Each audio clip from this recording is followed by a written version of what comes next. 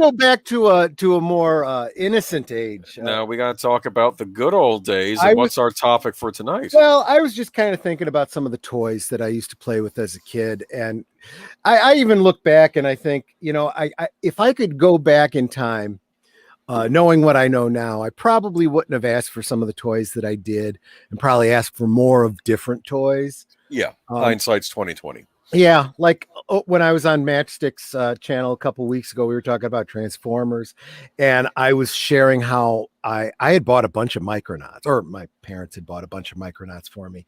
And looking back, I have fond memories of them, but never stayed with me. And given the choice, I'd go back and get more Star Wars figures rather than spend my money on, or spend their money on, the Micronauts. And one of those kinds of toys that I really enjoyed, but I got more use out of it because I passed it on to my brother, was Mr. Potato Head. And one of the selling points for Mr. Potato Head was that you had different options. You had different lips, different mustache or no mustache, different style noses and ears. You could put the eyes in a googly fashion, or looking up, looking down. Glasses. Yeah, you could have glasses or not. You could do kind of goofy stuff like put an eye where the mouth would go or something like that. Make him look like an Escher painting. Yeah, remember in Toy Story when Mr. Potato Head says, "Hey, I'm Picasso." Remember? Oh, that's right. That's right. Yes, exactly. You totally could. It was a more innocent age, right? And then was it always Hasbro, or was it someone before Hasbro back in the 70s? I can find out real quick. Yeah. But I also got a Mr. Potato Head as a hand-me-down. I wonder how many of those were just handed down. Well, I got mine, Well, you handed it down. That's I was the one that handed it down to my brother. I got a lot of my hand. Believe it or not, he got a lot of my Mego action figures. Oh, okay. But I'll be honest with you. I mean, a lot of people are like, "Oh man, he trashed them." I'm like, yeah, but they were pretty trash by the time I gave them to him. So, it's not like not giving them to him would have saved him in any way, shape, or form. And so it gives me the opportunity to rebuy the toys that I loved.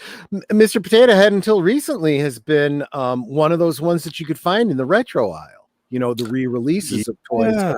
Mr. Potato Head, like the original styles of like Monopoly and those kinds of games. Tic-tac-toe. No, tic-tac. Wait a minute. What's the one where you drop the checkers in? Connect Four. Connect Four. Thank you. Oh, it says here that Mr. Potato Head became the first toy advertised on television back on April 30th, 1952. Oh, that's before my time even. Yeah, okay. Do you start out with Parker Brothers or something like that? I'm trying to find out. I'm seeing 3 companies listed here. Read them off. Lerner showed his idea to Henry and Merrill Hassenfield, who conducted a small school supply and toy business called Hassenfield Brothers, later changed to Hasbro.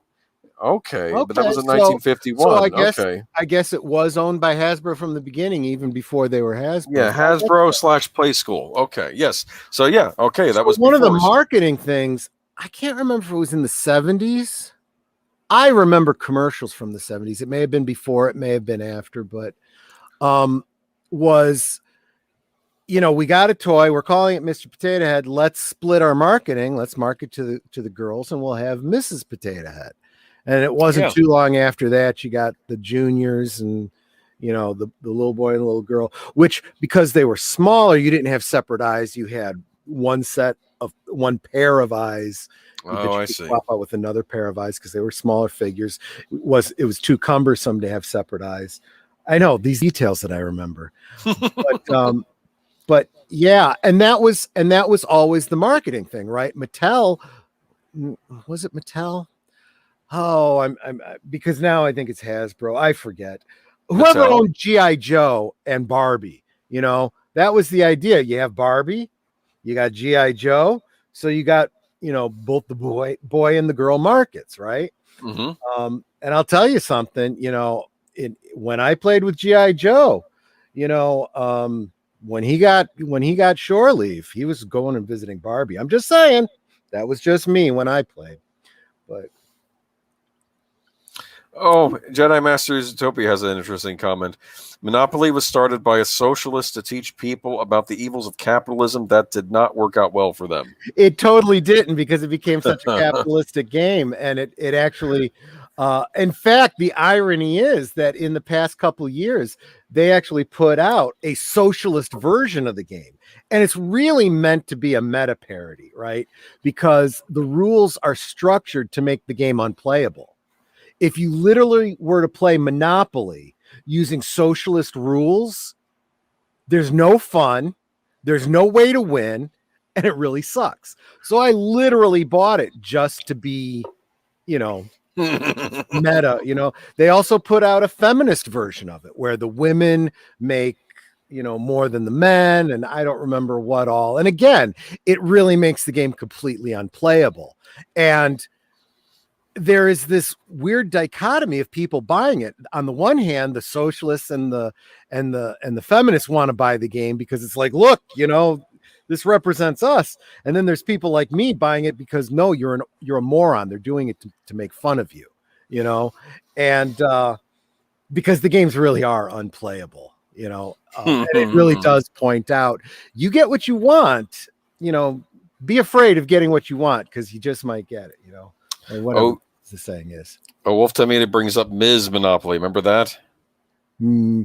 That was brought to mind. It gives women an extra amount of cash at the beginning of the game. That's the one I'm talking about. Yeah, I got that one. Oh, okay. I didn't. Yeah. I thought it was something else. Okay, that's the one you got. It's basically feminist Monopoly. Yeah. Oh exactly. My goodness. But I remember my Miss Potato came with a pipe. They got rid of that. Remember? Oh, did they? That's right. Mine had a pipe, and I used to put it in my mouth and pretend to smoke the pipe. Yeah. Of course, all the kids did that. Yes. Yeah. But I used to play all sorts of things. Play-Doh.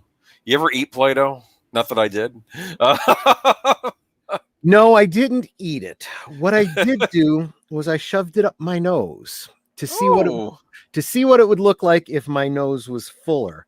And my mother felt that she had to then take me to the emergency room to have them go and scope it out and make sure everything is okay. And the doctor laughed and said, "He's going to be fine. It's non-toxic for exactly this reason."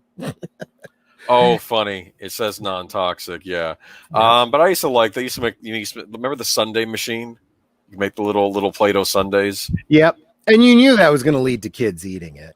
Come on. Who doesn't want a sundae? I wanted a real ice cream maker when I was a kid. I was like, I'm going to make my own ice cream, but I think they sold something like that. I used to love the Star Wars ones where you'd use the mold to make R2-D2 and C-3PO, and you put it on the little plastic land spinner. I remember. Oh, yeah.